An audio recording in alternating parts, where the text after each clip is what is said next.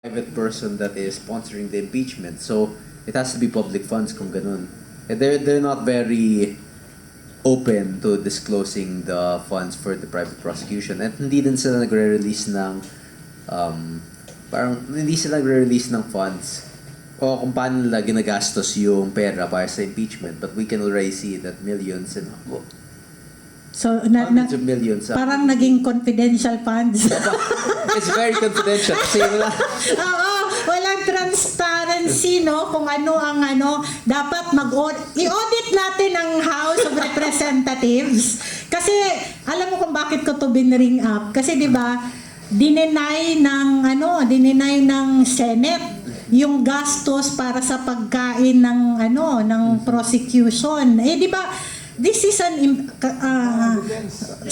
Defense. Oo, yung defense, 'di ba?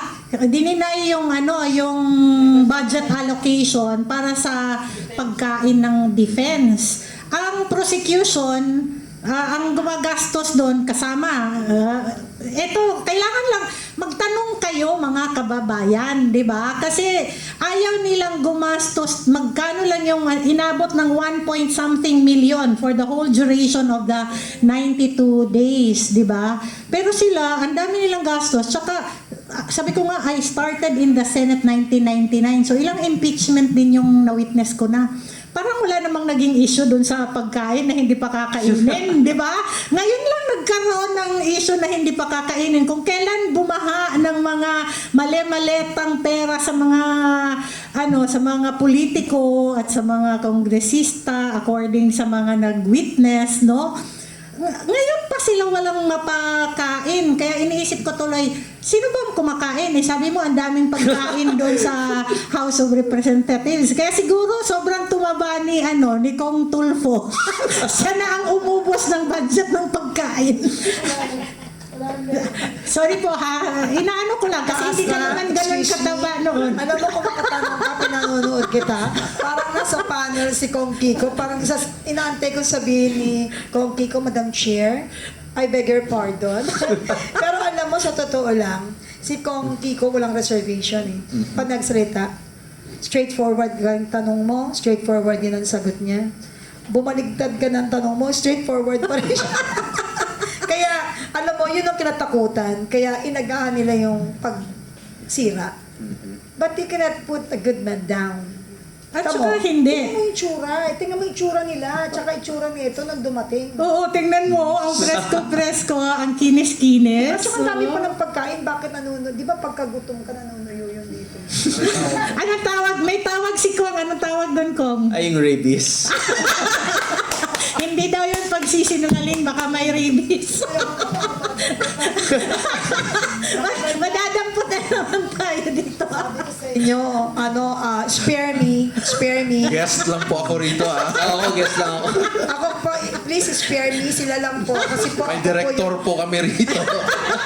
Ako po kasi yung magdadala ng food pagka kinuha niyo po. So hindi kay Ralph Tulfo idadalhin ng pagkain, ha? Pwede ba siya na lang ang mag-donate ng pagkain para kay Total, gumagastos naman siya ng magkano yan sa isang dinner lang? 700,000 yun, di ba? Magkano yun? Ay, sa Las Vegas? Sa Las Vegas. Mga millions yun millions. Kaya nga, millions, di ba? Tapos yung ng buong defense team is, ako po, huwag kang magagalit sa akin, ako po ay nananawagan kay Congressman Tulfo, pwede bang bawas-bawasan mo yung pang Las Vegas mo, ikaw na mag-donate ng pagkain para sa defense. Total, kayo naman ang namerwisyo kay VP Inday Sara. Alam nyo, mga kababayan, kalokohan ito na hindi babadgetan kasi part ito sa pagkatapos niyan, pagdating ng dulo ng year-end sa Senado. Alam ko to kasi galing ako sa Senado di ba? Pagdating ng year-end sa Senado, magsusuli sila ng pera, may porsyento yan Nagsuli ka na, di ba? Savings, tapos gagamitin nila for whatever na gusto nila sa savings nila. Huy, kasi sabi ni Kapunan, huy, kami naman ngayon maghuhuy sa inyo.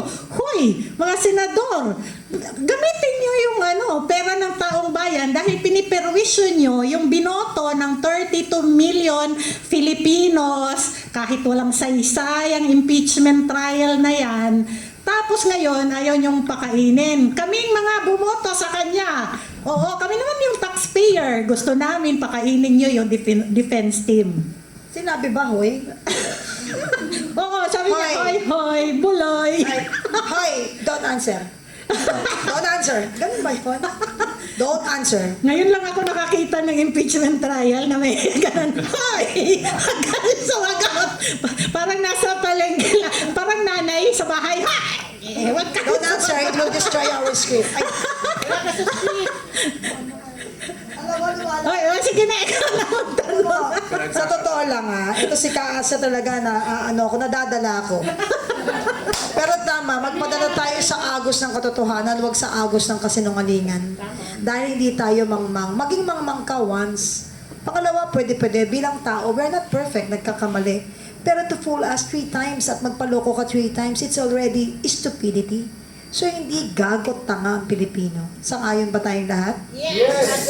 So, ito na naman tayo sa kapihan, exciting announcement. Inilulunsad na po natin ngayon. Mga ka-PDP, sino mga PDP dito? Punong-puno ngayon ang ating studyong maliit. Alam mo, parami ng parami. Yung iba hindi na natin papapasukin kasi para yan sa atin pong membership seminar later. Parami na po ang lumalahok at naninindigan sa tama. At kailangan bukas ang isip ninyo na malaman talaga ang katotohanan na walang pera sa PDP. Mayaman tayo sa paninindigan para sa totoong serbisyo na inaasam ng bayan. And of course, ang pinagmamalaki nating prinsipyo, yun ang meron tayo na wala sila. Exciting announcement tulad ng aking nasabi, sapagkat ilulunsad na po natin ang PDP Leadership Academy. At bago ang lahat, magbibigay ako ng pagkakataon. Mabilis lang to kasi we're running out of time. But we need to give time sa ating mga mahal na mga media, volunteers, and of course, mga vloggers to question. Pero mag-ingat kayo sa question. Dahil ito po hindi nakakat live po ito. Baka mamaya ito'y pagmulan ng gulo na naman at pagdampot ng kung sino-sino para talagang malihis na naman ang usapin ng katotohanan. So mag-ingat tayo, pero mas maganda huwag kayong mag-ingat para talagang marinig ng taong bayan ang panawagan talaga ng totoong Pilipinong nananaghoy sa kahirapan. Anyway, anyone? Pipili ako Ay, si Kong Kiko pili. Okay. Sige. Gumanong ka lang. Isa. Wait. Hoy! Ayun, may Hoy! Okay. wala, again. Sige, ikaw magtanong. Okay lang yun. Okay lang yun. And then from the Magtanong. audience na. Ayun. Sige. Ikaw. Naka-green. Ay, ikaw na. No, I'm afraid of the lady in the back. You. No, please no. No, not her. Ikaw is sa front. Ikaw. Be kind to your mind. Be kind to your mind. It's you. May kain your mind. May kain na yun. Kala ko mga yung nasa t-shirt. Punta ka dito, punta ka dito. Dito para magagamit ka ng microphone. Dali, magtanong ka. Go. Naman natin si Kuya. Dito ka, Ayan. Kuya. Dito.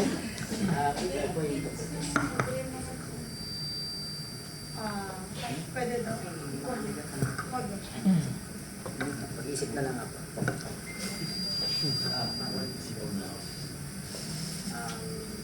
Tanong para kay Kong Kiko. Para kay Kong Kiko Barsaga.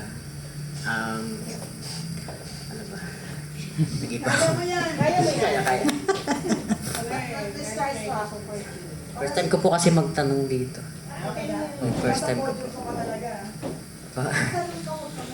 Sige po. So, kung Kiko Barsaga, may chance pa po ba na makabalik kayo sa Kongreso? Yun po yung tanong. May chance pa, pero depende yun. Because sa 2028, wala mang disqualification from future candidacy sa akin. So pwede pa akong tumakbo anytime. Hindi lang ako tumakbo ngayong special elections. So there's plenty of chances. Ibig sabihin po yung suspended... Isang tanong. Follow up, Pala. Ibig sabihin po, yung suspension niyo po talagang, wala na po talagang yung hanggang 2028. Kumbaga, Yes, yung expulsion for the whole term siya. talagang whole na siya. Yes, whole term. Pero pwede pa naman sa 2028 na tumakbo ulit ako. Pero makakatakbo po dito. Yes. Sige po, thank you. Thank you. Pwede ka mag-picture kay Kong. Ayan.